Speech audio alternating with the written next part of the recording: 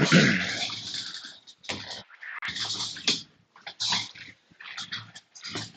okay.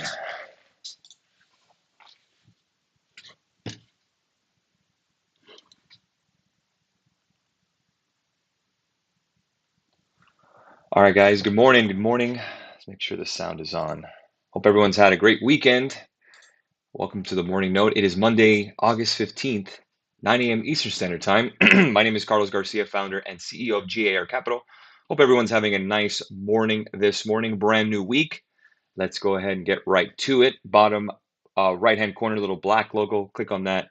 Turn on notifications, subscribe to our channel. Make sure to hit that like button if you like these videos. Appreciate you all supporting the channel. Let's get to it.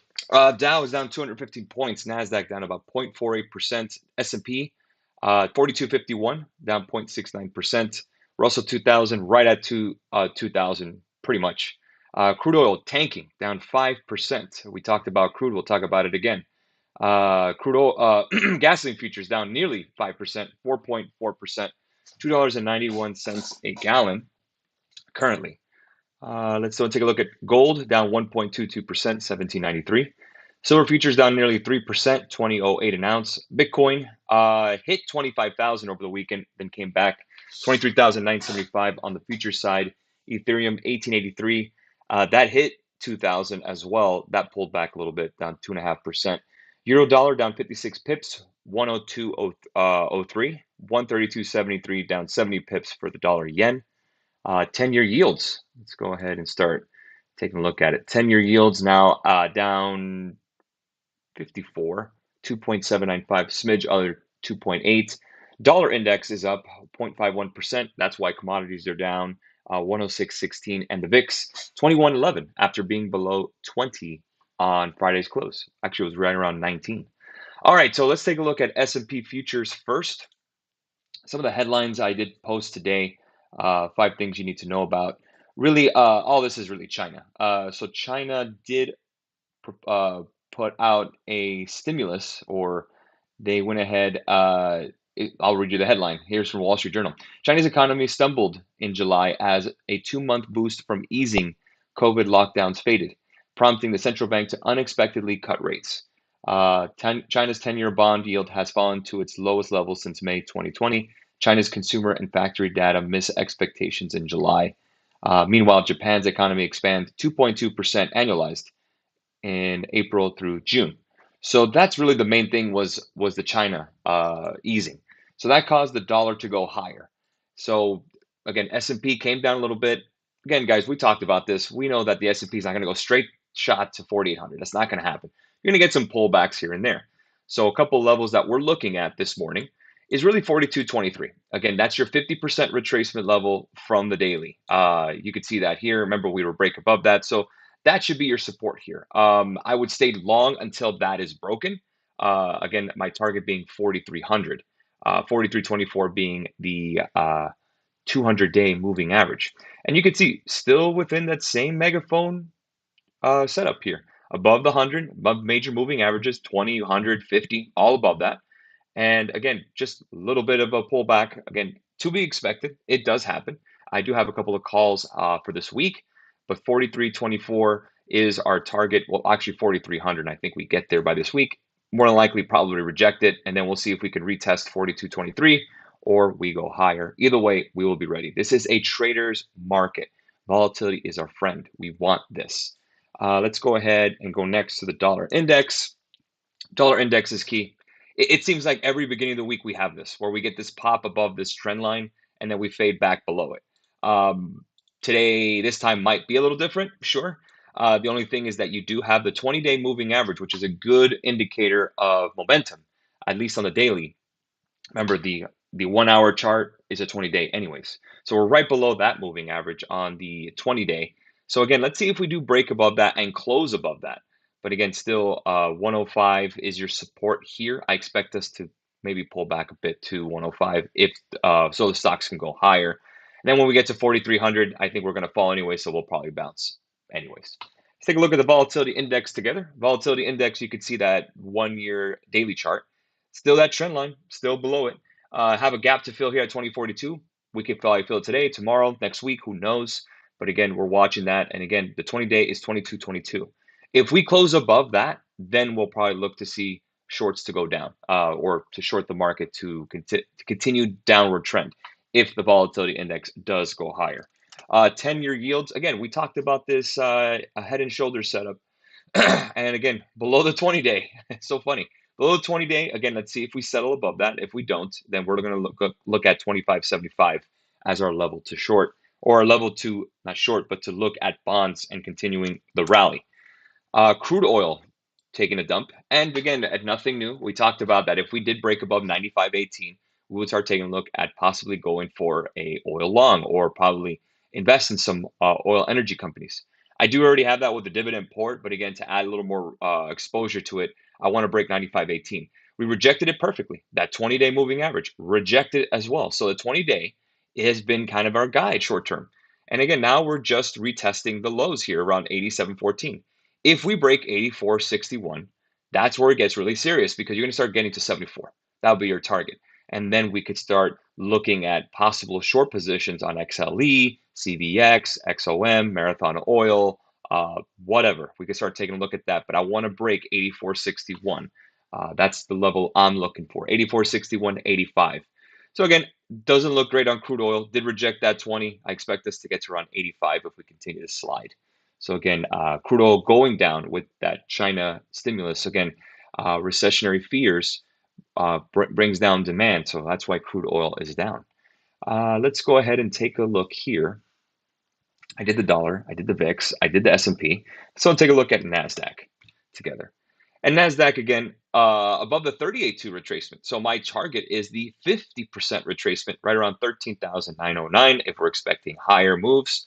What would lead that the way? Well, Apple would be a really great candidate because if we break above 172.25, we have a gap to fill right at 174.46. I do have the 175 calls personally for the end of this week. I believe I am green on them. Yes, I am green on those 175 calls. Actually, we did catch those already. I apologize. I'm still holding them. So again, I just want to go ahead and get some profit on them. The 425 calls on SPY, we played that last week. I have a runner on it. You could see that we are just below the money with 424.34, but a good catch anyways on Friday. So in terms of NASDAQ, again, NASDAQ futures, I'm looking at 39.909 as our target, with the 14,050 being the 200-day. We're above major moving averages, but again, that 50% retracement is something to look forward to if we get there. Russell, let's go ahead and redo our fibs here so we could start seeing what we could do. So let's go ahead and take a look at our fib levels. If I could find that percentage. Drawing tools. Here we go. We'll start at the bottom here around 1640. There you go. And we'll go to the top end here, 240, 60, 80. Perfect. And where are we? We're right at the 200-day. So again, we haven't even hit the 200-day on the S. We haven't hit the 200-day on NASDAQ, nothing. It's just been Russell. But Russell is not above the 50% retracement yet. So again, we're going to see if we can get to 2050. If we do, then definitely IWM is something that I want to take a look at. IWM, we'll go ahead and do a retracement here. 162.78, we'll go to the top here, 244.46.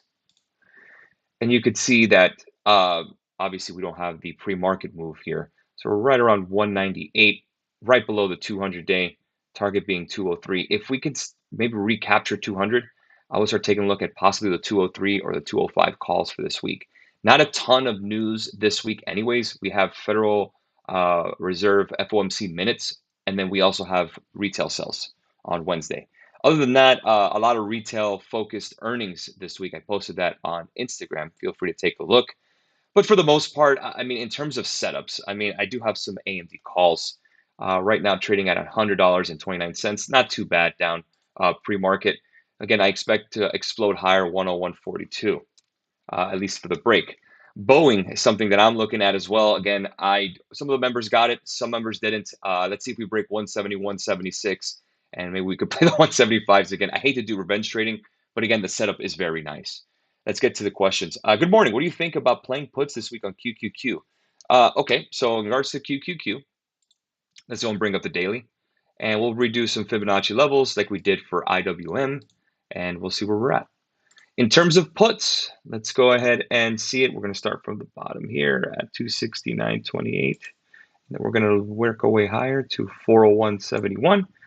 And again, we still need that 50% retracement level, just like NQ. So pretty much your question is, where do we go from here? Can I short here? Can I go long here? I don't think I want to short here unless you start breaking down below 322.54. That's pretty much your support right now. So I wait on that before I do any kind of short. Uh, Again, until further notice, you just have to ride the wave until we start breaking down.